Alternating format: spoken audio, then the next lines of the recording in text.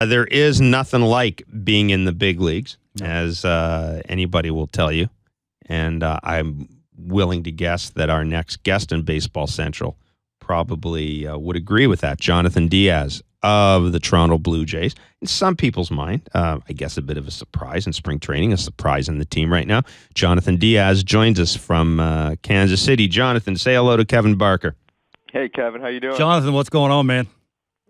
What's going on, guys? Good. Hey, me and you have a lot in common. Just the fact of when I was in the big leagues, I was a bench player also, and there's a different mindset with being a bench player as of your routine that you take. Like mine, I'll give you a little example of mine. We'll say like in the fifth inning, I would go and ride the bike for an inning, and then maybe the sixth and seventh, I would get stretched, and then I would hit some balls off to the tee, and then when I got called on, I would just run right to the plate. Can you give us a little bit of your routine and maybe just what it takes mentally just to get prepared late in the game to play? Yeah, I mean, it's kind of funny though. Even my whole minor league career, I was kind of a role player, so I started doing things early in my career just to always be ready to go whenever that opportunity was called on. So yeah, like you said, around the fourth, fifth inning, I'm always trying to move around, especially when it's cold out, like Sure. the last few cities we've been to. So I'm always just trying to stay warm. I'll go in the cage and I'll work on the tee and I'll get some flips and every inning I'll go in there and just start throwing baseballs just to keep my arm warm and just stay loose.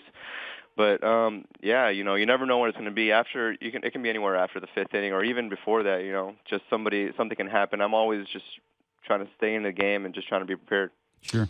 Jonathan Diaz joins us on Baseball Central with Jeff Blair and Kevin Barker. I was going to ask you, Jonathan, what it takes to keep plugging away until you get your chance, and kind of what's the thing that keeps driving you, and then I keep reminding myself I did see you collect a World Series ring, and I've got to think that sort of makes it worthwhile. Even that 1 week with Boston's got to make it almost all worthwhile, doesn't it? Oh my gosh, yeah. Just that one day, just to get that phone call and to say I was a big leaguer for one day, just made the whole thing worth it. I can go about my life and just say I was a big leaguer just even for a day. But yeah, that changed everything, man. It felt unbelievable, and it was absolutely one of the most exciting things that's ever happened to me. And as far as staying on the grind, it's something that I've wanted to do. I wanted to play baseball my entire life, and I enjoy it. I have a lot of fun doing it. And there was some really hard times coming up.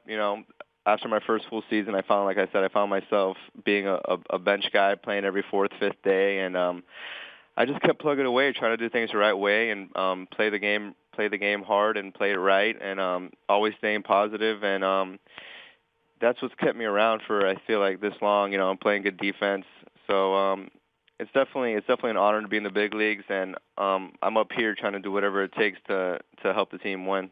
Hey, Jonathan, when you sort of came to the realization that, okay, you were going to be a role player in the minor leagues, and I mean, obviously you're smart enough to figure out that probably meant the road to the majors might be even a little longer.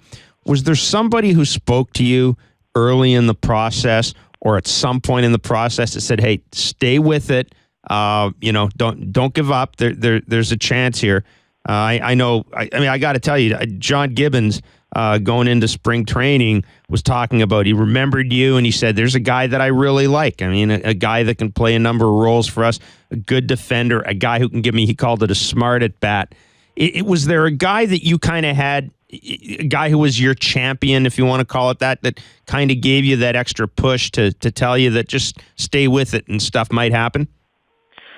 There's been a lot of people. I mean, throughout my career, I can remember walking on to NC State in college and not being sure about my talents and what I'm capable of doing. And I had a coach here, Billy Jones, who's I think Oklahoma State right now. But he definitely instilled a lot of confidence in my abilities. And just going along the road, I've met a lot of great guys, a lot of good players, David Eckstein, John McDonald, guys that kind of are similar to me, not big in stature and not have a crazy amount of talent, but it just have gets the job done. I've always tried my best to be a team player and not worry about my trying to satisfy my ego of being an all-star or a superstar or anything like that. You just come to the realization that that I'm out there to it's a team game. I'm out there to do whatever it takes to play a role, whatever that might be, a hit and run, bun the guy over. There's rarely a time where I'm out there and I'm just going to just hack away just because the situation calls upon it. I'm always trying to get on base, work a count, and so I feel like that's what's kept me kept me in the game for this long, and I just try to be a team player to the best of my abilities. Now, Jonathan, on that note, how big of a help has Jose Reyes been to you?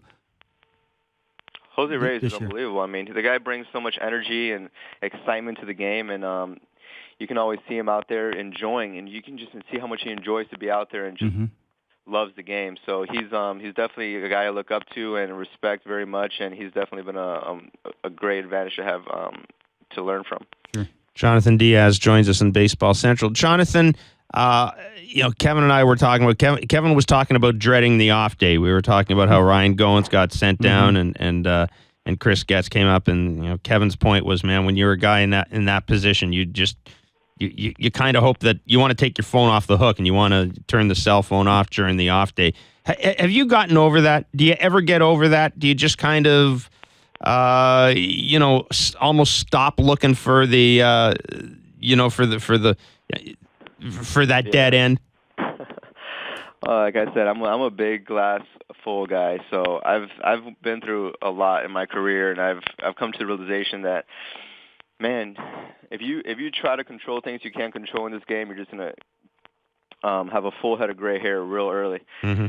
So you go about your business, and you do things the right way, and whatever happens. The great Manny Ramirez says that all the time, but he has a point. You just gotta do your work. Hope for the best, and you take your bumps along the road, and you learn from them, and you grow from them, and then you do whatever it is that it takes to get back to where you want to be. What was the reaction of the Jays players when you got your World Series ring? Everybody wanted to see you. Let me see this thing. So I didn't know the protocol. I didn't know what to do. I was like, I don't know, should I hide it? Is this like, I kind of want to flaunt it around, the clubhouse and stuff. But I just kept it by my locker, and whoever wanted to come take a peek at it, I had it there just to show it off a little bit.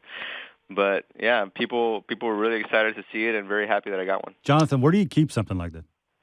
Right now, it's hidden place. I can't tell you. Boy, I love it. That's awesome. That would have been my answer too. Actually, I'm not too sure where it is, just to keep me safe.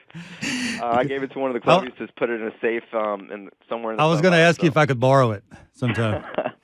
Yeah, I don't even take it around. So, but yeah, it's somewhere safe. That thing, I don't feel very comfortable toting that thing around. Yeah, I back in the day when I was covering the Expos, there was a bar that we used to frequent, and John Candelaria used to show up at the bar when he was winding down his career with the Expos, and John liked the odd pop every now and then. And there was one night I remember that he had one of his World Series rings with him, and one of the regulars at the bar said, "Can I try it on?" Candelaria said, "Sure," gave him the ring, and one thing led to another. There was a blonde, and next thing we know, no Candyman, and that's horrible. Guy's got his World Series ring. So don't do that, Jonathan. One of the few times in my life, I got to have the ring, and the next day, oh, by the way, you forgot this. He goes, "Thanks, man." Wow. There you go. But I didn't wear it. I bet. Yeah. I didn't wear it. Hey, Jonathan, that was a tough loss last night, obviously. The Jays have had a lot of those. I mean, when the losses have come, they've sort of been dramatic. What's the mood of the team right now with some of the issues that this team's having with the bullpen and with the starting rotation? It just seems as if when stuff goes wrong, it's like it's a torrential downpour. Yeah, I mean, it's really, really tough loss. And, yeah, we've had some really tough ones this year.